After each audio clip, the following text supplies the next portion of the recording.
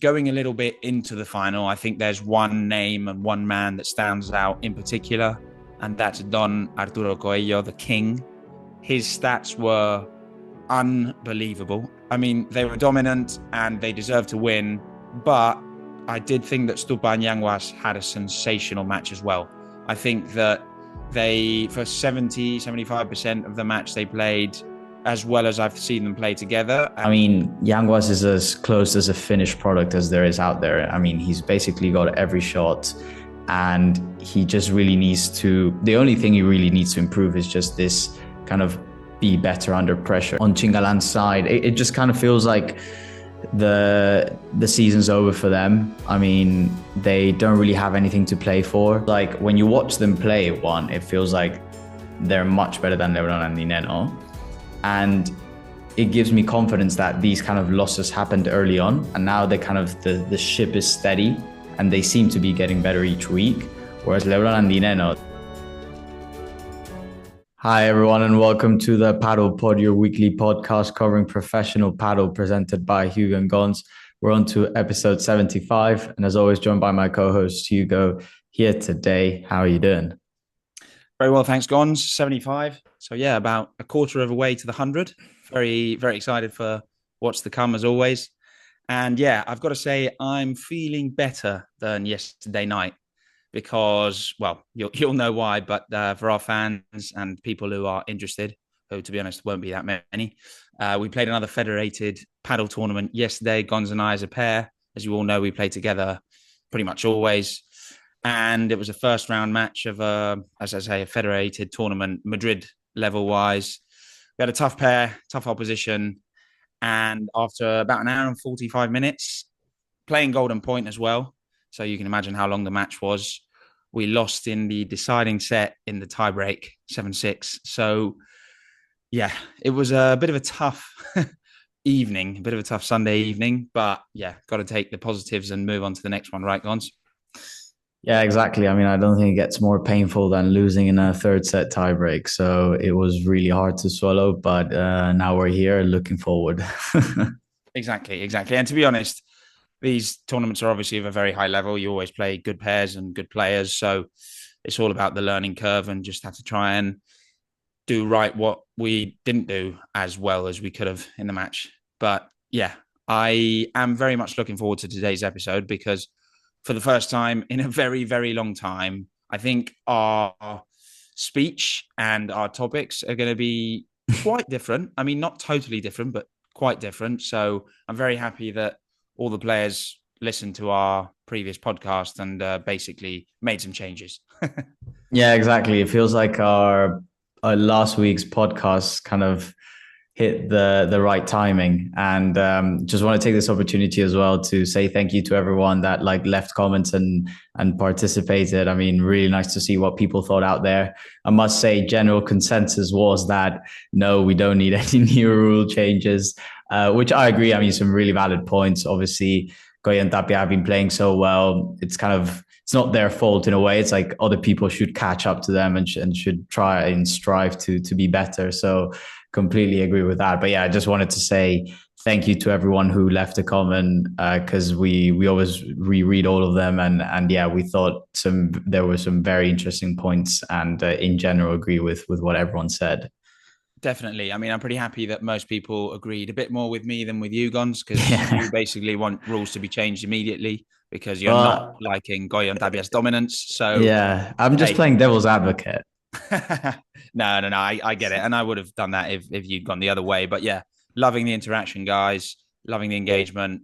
And to be honest, it's probably a good time to ask our fans, given that this week is one of the last weeks of the year without a tournament, it'd be great if for next week's episode, given that Gonz and I are probably going to go for, well, a bit more random topics, i.e. not focused on a specific tournament, it'd be great if you could share any thoughts or any topics that you'd like us to discuss, because we're very open to talking about, anything relevant that you'd like to hear about.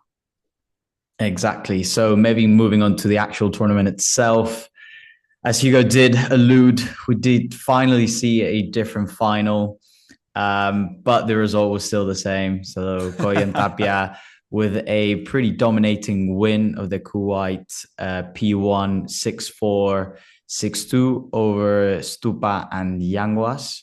And well, let me ask you, Hugo, how happy were you to see a different final? To be honest, I was absolutely buzzing. I genuinely, and as you know, I'm a massive fanboy of Goya and Tapia. They are my favorite pair. You are as well. So I probably wouldn't have been as happy if Goya and Tapia hadn't played the final. And obviously, I'm quite happy that Chingalan didn't make it because they're the main contenders for the number one spot. However, in a way, I genuinely think that if Chingalan had made the final and someone else had played them, in a way, I would also have been happy. I think it's great for Padel. I think it's just refreshing because you have new players making the final, which means that they add experience when it really matters and playing those really key points in finals.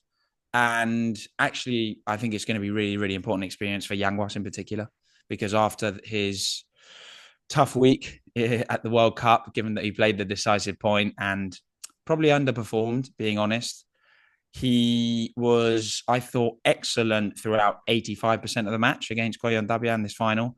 But again, in probably the two key games, he made some uncharacteristic unforced errors, probably with his best shot, because they were pretty much all with his bandeja.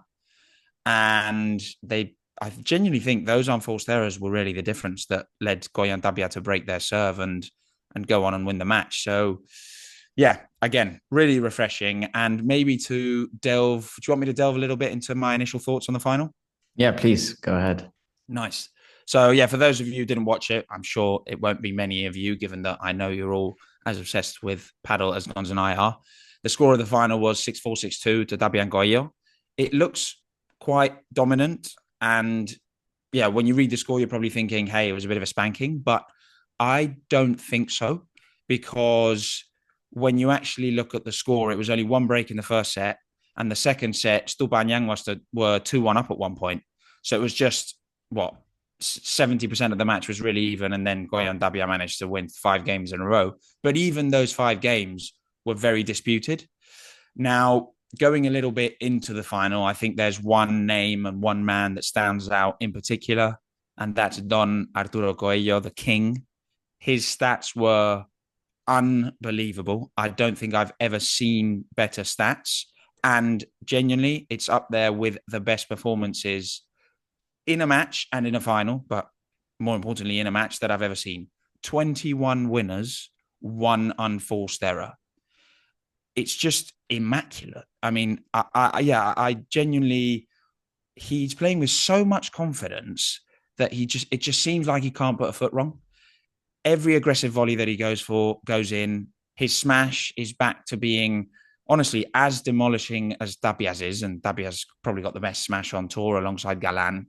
And defensively, he's unbelievable coming up to the net and blocking, which has obviously been one of his strong points throughout his whole career and throughout recent years when he's reached the top of the ranking next to Tapia. But also at the back of the court, he's just so comfortable and looks so in control. So, yeah, I mean, I think Coello was the big differentiator in the final. I mean, Tapia performed very well as well. 16 winners, 8 unforced errors, and almost a +8 total score, according to Padel Intelligence's statistics. So, yeah, I mean, they were dominant and they deserved to win. But I did think that Stupa and Yanguas had a sensational match as well. I think that for 75% of the match, they played as well as I've seen them play together, and as well as I've seen Chingalan play Coello and Tapia in some of these finals. It's just that in a couple of key games, Yanguas in particular made quite a few mistakes. That would probably be my overall summary. Maybe just a little amend or a little addition. Stupa looked back to his best. I genuinely thought he looked back and was playing at the level that we saw him play last season when he fought for the number one spot next to Di Nenno. He was decisive with his smash. He was unbelievably good at defending and putting an extra ball into play. So, yeah, I just thought all in all, a great final from all 4 players, but Coello was just perfect. Yeah, I don't think you could have put it any better. I mean, Coello was absolutely sensational. the king continues his form because since the summer break, I mean, he's been the difference maker. I think we've discussed this plenty of times. He's been unbelievable. I mean, I think right now on form, you have to say he's the best player in the world. And I mean, the stats that you read were absolutely bonkers. I'm just going to add maybe two more stats, which I also think highlights just how good he was in the final, because you mentioned he had one unforced error, but he had two forced errors, which also is just absolutely insane. And then on top of that, something which I found actually quite interesting was that he actually only played 37% of the balls. So the volume was actually quite low and it was way more focused on Tapia, which is normally not the case, right? Normally we've seen people go after Coello, especially when Chingalan were beating them in the finals. They were heavily focusing on Coello. And this time around, they're more focusing on Tapia. So that was really interesting that he was able to have such a high impact on the game with essentially playing less than half of the balls. So really, really good on his side. I think on Stupa and Yanguas, I mean, incredible performance from them. I think this tournament, as you said, probably the best match they've played. The fact that all four players had a positive contribution score, I just think kind of highlights the whole level of the match. I mean, all the players were sensational. And yeah, as you said, I think it's a really good point that you made around Yanguas using this and potentially learning from this. He's obviously never been at this point of his career in such high leverage moments, right? We've had the World Cup that he's played the decisive match in a World Cup final. Now he's consistently, you say, reaching these semifinals. He had that final with Stupa, which they ended up winning the tournament, and playing against the very, very best, which he's never really had to do, or not at this level in his career. So he's facing a lot of pressure points. He's getting that. And you can see that he still kind of has to work on that. But I mean, Yanguas is as close as a finished product as there is out there. I mean, he's basically got every shot, and he just really needs to, the only thing he really needs to improve is just this kind of be better under pressure. But I have no doubt that he'll get there in time because he's an unbelievable player. I mean, started the set of the final really, really well. And Stupa as well. I thought that his performance, it kind of seemed like definitely he was back to his best. And I mean, if they continue like this, and maybe we can use this as kind of a segue to discuss a bit their semifinal and what we think about Chingalan and how they are now. But if Stupa and Yanguas continue like this and they cross more often into each other, it could be really tough for them to beat, or it could be really tough for Chingalan to have to go through Stupa and Yanguas as well, because I mean, right now they seem like they're playing some really, really good paddle. Yeah, it's a really good point you make and you put forward because, well, I mean, obviously we can delve deeper into the semi-final between Chingalan and Stupa and Yanguas now, but actually when going back to when we analysed the major pair changes that happened a couple of months back, you and I both thought that Stupa and Yanguas on paper looked like the best pair out of them, Paquito and Cardona, and Lebron and Di Nenno.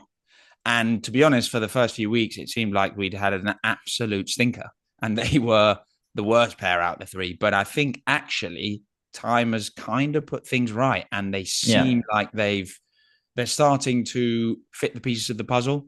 And the errors in communication regarding particularly balls down the middle that probably Stupa has been very used to covering because he's very fast and he plays on the backhand side of the court and he's played with players like, well, Martín Di Nenno, who is very happy just, kind of covering around the court around Stupa, but giving Stupa let's say the baton, giving him the leadership of the point and the volume of the play. Yanguas is different, right? I mean, he's about 6'6", an absolute animal in the air. He's worked a lot on his smash. So he wants to cover a lot of aerial play, particularly because his Bibora is also his best shot. So they've probably found a midpoint where Yanguas is having more aerial play than Stupa's used to, but also he's giving Stupa a bit more of the baton. And I think that's probably one of the reasons why they're starting to work well together. But yeah, so maybe do you think we should probably crack on with the semi-final between Chingalan and Stupa Yanguas, unless there's anything else you want to add on the final. But I think it's pretty self-explanatory. Yeah, no, I mean those are kind of my thoughts of the final. So happy to go into the semis now. One thing that I was actually quite surprised about, just last thing on the final, was Coello and Tapia only won 11 more points than Stupa Yanguas, 66 versus 55, which again I think reflects that even though the scoreline seems quite, they won twice as many games, they didn't win twice as many points. So yeah, I mean, I actually thought in the first set, Stupa and Yanguas looked better returning, and they were more dominant on serve. It's just that when it really matters, Yeah, I mean, they generated a healthy amount of break points. I mean, they generated break points in each set. If I'm not mistaken, I think Coello and Tapia generated 5 break points. They took 3. Stupa and Yanguas generated 3 break points, so nearly there, but they just couldn't capitalize on any of them. No, agreed. I think that was the big differentiator. And also just the amount of unforced errors. I mean, they had twice as many as Tapia and Coello, but that's probably down to Coello, given that he only produced 1, which is just absolutely unheard of. But yeah, moving on to the other semi-final between Chingalan and Stupa and Yanguas. Well, maybe Gons, do you want to kick off? What were your kind of initial thoughts? Because it was pretty surprising. Yeah. I mean, I definitely was not expecting it. Definitely not this score. I mean, in the previous semi-final at the Dubai P1, probably arguably one of the better matches of Chingalan. I thought recently, I mean, they were sensational and they completely took Stupa and Yanguas off the park. So I was, I honestly thought, again, Chingalan were going to win. But to be fair to Stupa and Yanguas, I mean, absolutely sensational. That both of them, incredible level, kind of carried that into the final because both of them were great. I did think, however, on Chingalan's side, it just kind of feels like the season's over for them. I mean, they don't really have anything to play for. I think I've seen some statements by Galan. I've seen like a picture with like quotes or on him, so I'm not actually sure if it's him saying it or anything. I haven't seen a video, but kind of saying that the objective's been accomplished, kind of congratulating Coello and Tapia for the number 1 because they clearly deserve it, and kind of just saying that they've kind of, him and Chingo have done really well this year. They've accomplished their objectives, which I don't know how true it is because obviously Galan's objective was to be world number 1 and he didn't get it. But in any case, I mean, they have had an incredible performance of 14 straight finals or 13 straight finals. So it just feels like, to me, it kind of feels like for them, the season's over, certainly on Galan's side. I mean, I saw the Galan once again that came back from the summer really frustrated. You could just see so many unforced errors. Unlike him, Chingotto wasn't really able to kind of bring the good side of Galan and keep him with his positive attitude and bring his energy up. So Galan really, for me, kind of was a bit of a letdown, and Chingotto just wasn't able to really generate a lot of winners as well, kind of wasn't really able to get into the game. But I don't want to take anything away from Stupa and Yanguas, who I thought played a brilliant match, to be honest. I totally agree. And actually, the words from Galan that you just alluded to, I'm pretty sure they were part of some sort of interview prior to them losing to Stupa and Yanguas.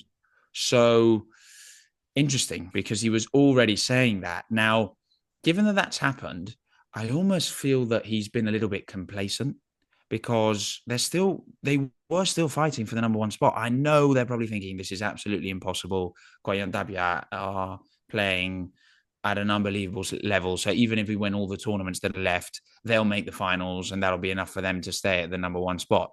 Fair enough. But surely you don't say you've accomplished your objective when you were fighting for the number 1 rank and it's pretty certain that they haven't made it. And also they lost the World Cup final with Galan losing a key point in that final once again, because he lost a key point a couple of years back. And all this taking into account that for 7 months of the season, Galan has been the best player on the planet.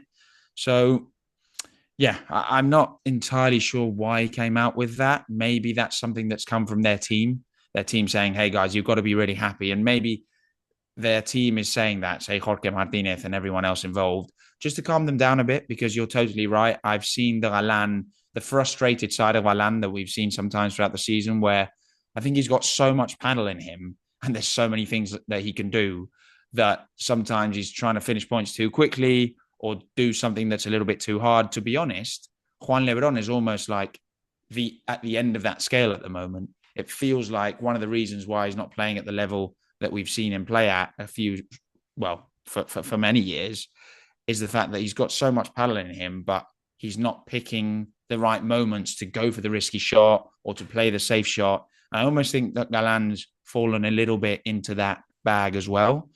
So, yeah, I totally agree. Maybe looking a little bit into those stats, well, the semi-final stats between Yanguas and Stupa and Chingalan.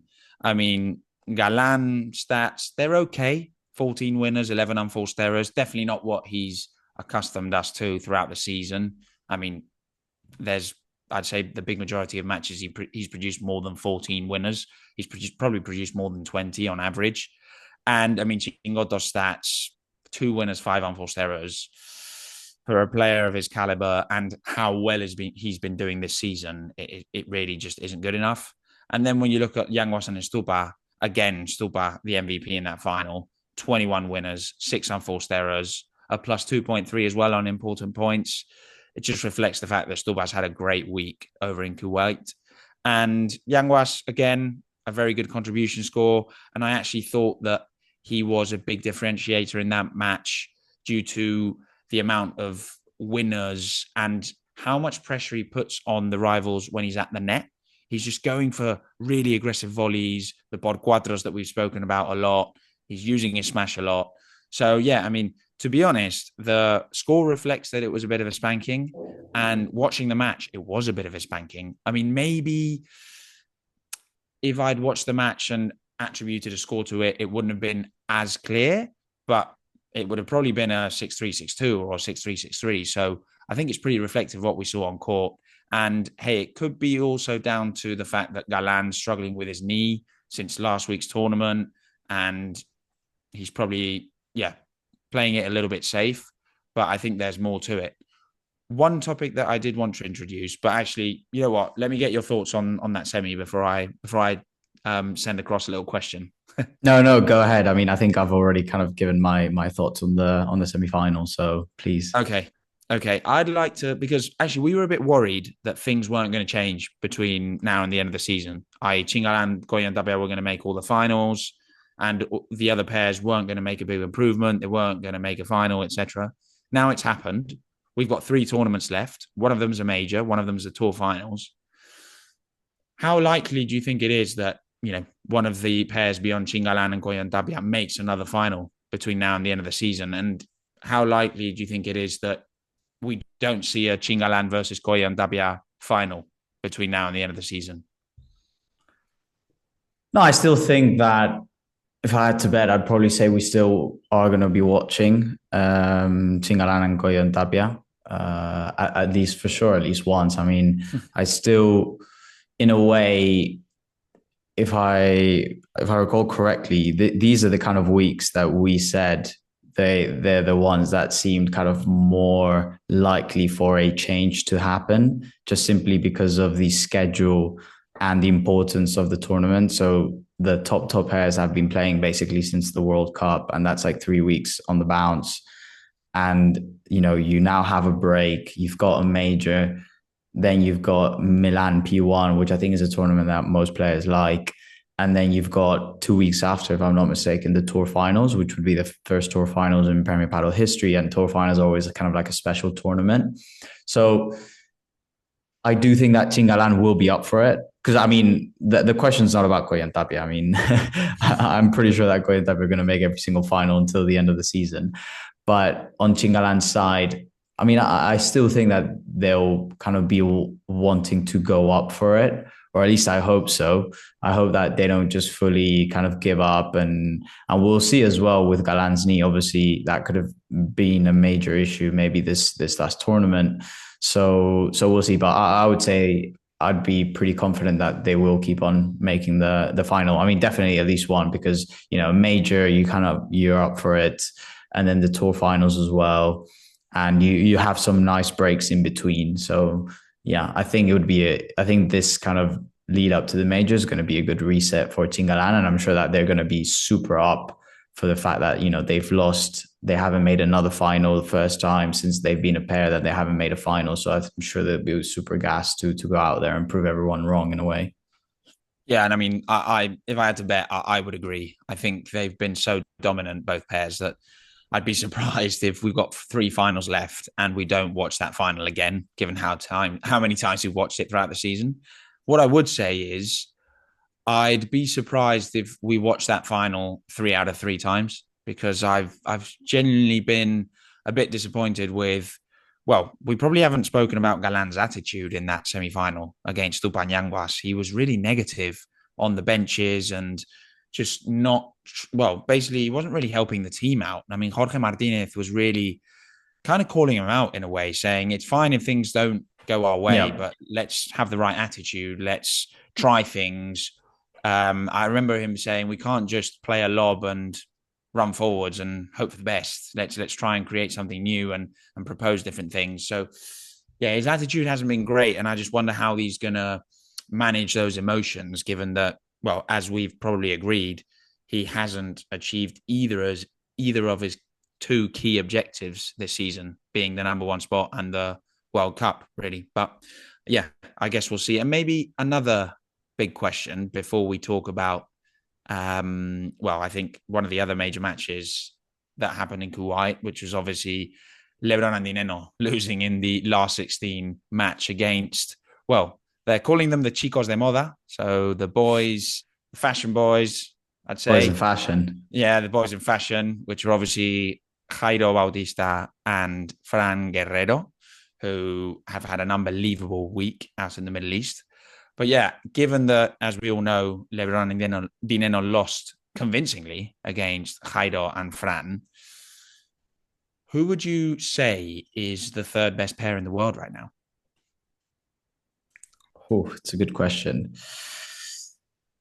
I mean, I guess you just have to go with Stupa and Yanguas, right? I mean, I know it just sounds like prisoner of the moment and recency bias and stuff, but they've won the same amount of, if you just look at it objectively, they've won the same amount of titles as Lebron and Di Nenno. They've reached 1 more final. They've beaten Chingalan, which Lebron and Di Nenno haven't.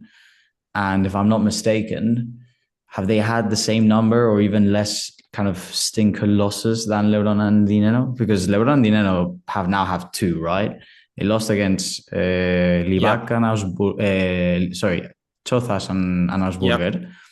As well, round of 16 or something like that.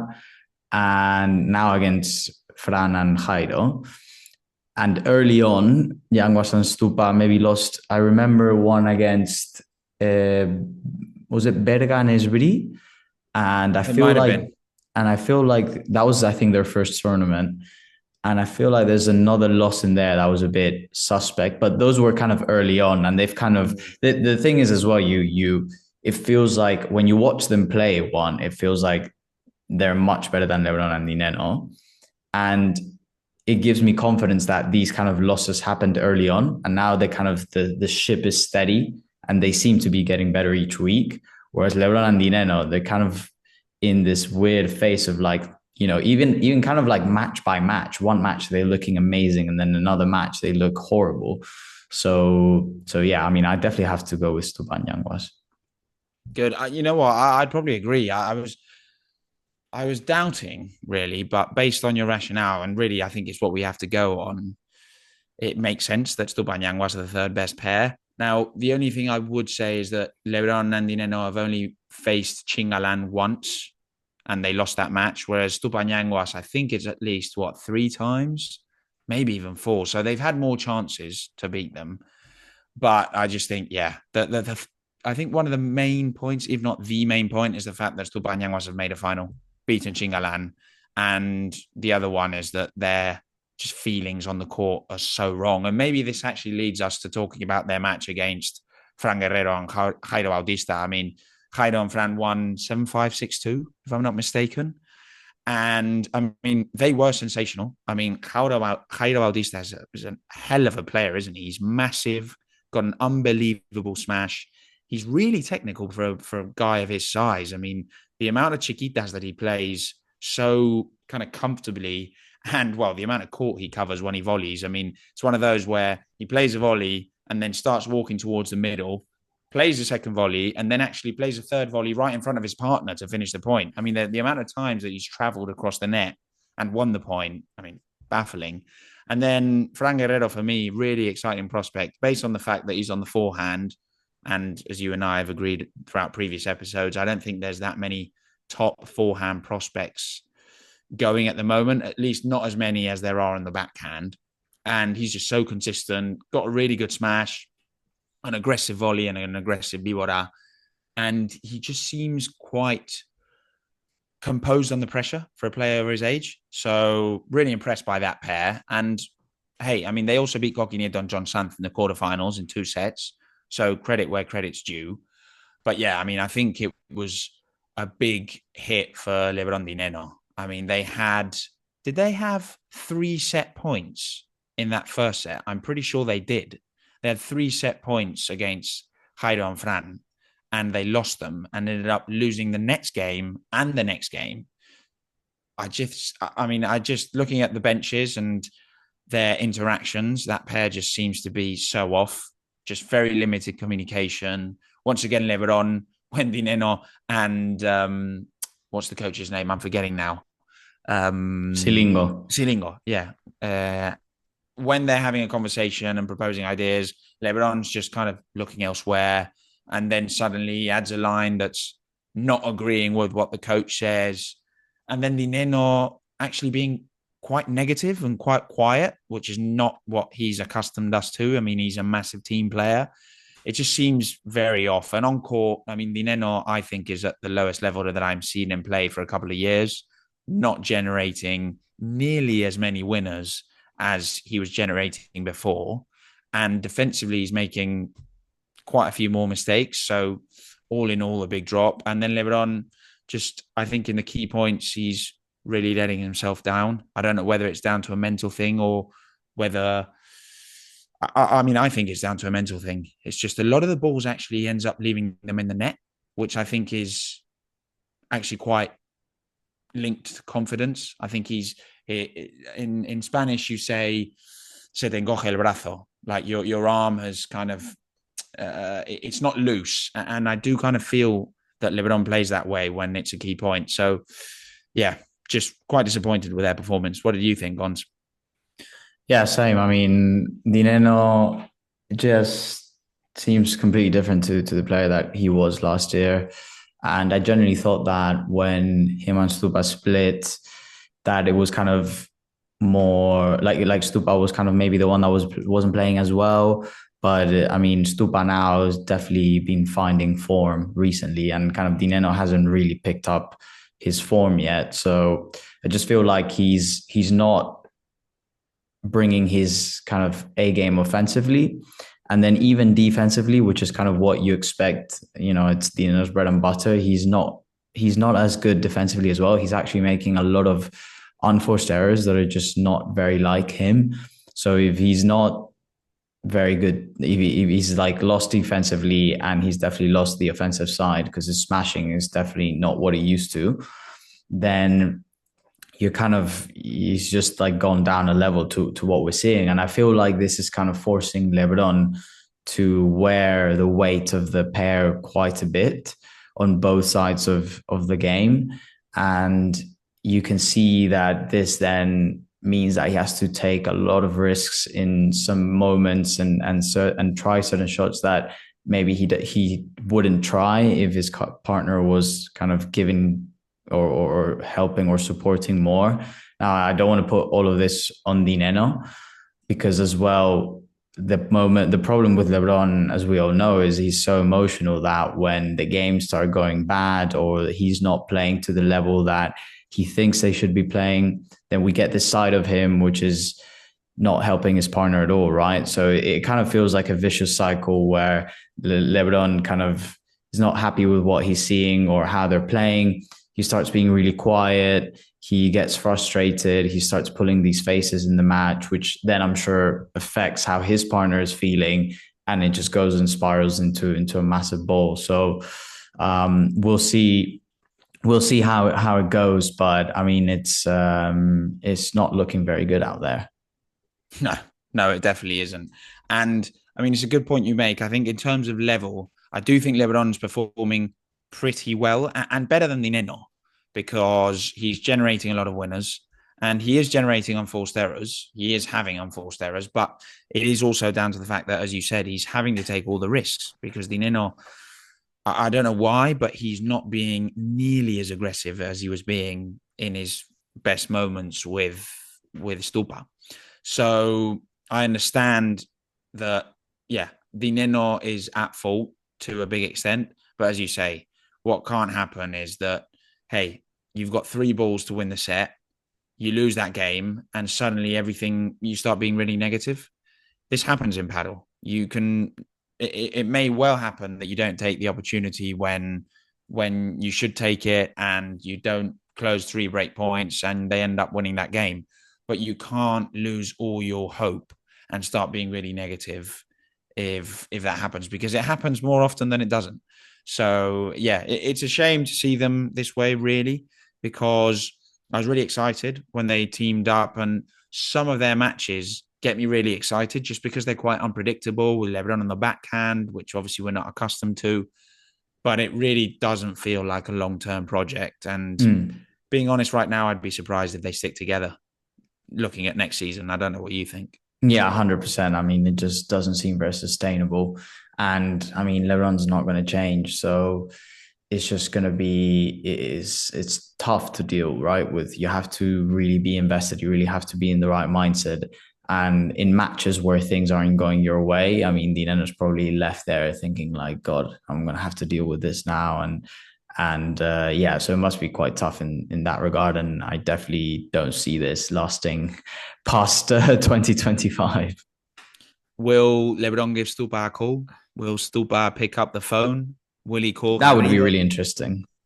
Definitely. Definitely. I mean, a lot of things that we can maybe chat about throughout next week's podcast, but maybe And who just a knows, couple. maybe just to finish off, maybe Lebron is the one that's feeling like, hey, I don't think Di Nenno's giving me what I need and what I want, and kind of feeling like I'm being the better player. And maybe he's the one that actually makes the decision. Oh, 100%. I mean, I'm really thinking that Lebron is, you're saying that Lebron might be the one who makes the decision. Yeah, now, but I could see Di Nenno as well, kind of being a bit fed up. Yeah, yeah. I mean, Di Nenno's probably fed up from an attitude point of view. Yeah, Because when things are going well, Lebron seems to be so happy and he's spoken so well of Di Nenno. And then when things don't go well, he's back to kind of his old ways. And then Lebron's probably saying, hey, you're not giving me enough winners and you're not the wall and defensive machine that I was expecting. So I'm probably thinking of looking elsewhere. But hey, I guess we'll see. No, I just wanted to take the chance to talk about probably one of the best matches of the season in my eyes. I just want to touch on it, but Garrido and Berga against Coello and Tapia in that quarterfinal. My word, what a match. Yeah, I mean, honestly, contender for match of the year. I think I shared with you the stats here, and honestly, I was like, I was baffled by them because if I'm not mistaken, the worst player in the match was Bergamini with a contribution score of, so like plus 12 or plus 17, something like that, like ridiculous numbers. The match lasted nearly 3 hours, if I'm not mistaken, 2:45, and the level throughout was like insane. So, and obviously Garrido and Bergamini took away a set from Coello and Tapia, which hadn't been done since Chingalan in one of the finals back in September, if I'm in Madrid, maybe, or Madrid, I think. Madrid. So I mean, yeah, it was an insane match to watch. I truly loved it. And Garrido and Berga, as we said when they kind of joined forces, like it's just a pair that makes so much sense. It makes so much sense. Now, will they stick together based on the amount of pair changes that will probably happen? I doubt it because Garrido's got a lot more points and he'll probably, if Lebron switches back to the forehand, which is probably quite likely, he'll have attractive prospects to team up with, maybe even Lebron. But it would be a shame because Garrido just seems to be so free. I mean, poor guy generated about 40-something winners, less than 15 unforced errors, and he lost the match. Yeah. I mean, in a way, it must have been really frustrating. Yeah, agreed. But yeah, I mean, that's probably it from my side, unless you've got anything else to add, Gons. No, I really hope everyone enjoyed this episode. Please keep up with the interaction, leave a like, subscribe if you haven't, and leave a comment to give us your thought of the whole tournament. I mean, I thought we saw some really interesting things. Obviously, a new final, Jairo and Fran breaking through, collapse of Lebron and Di Nenno. So that this epic match that we just discussed with Garrido and Berga. So a lot of interesting things which made for a really good tournament. Definitely one of my favorite tournaments all season, and actually great to watch another indoor tournament. It's just the level's so much better. But yeah, Yeah. guys, thanks for tuning in, and catch you soon.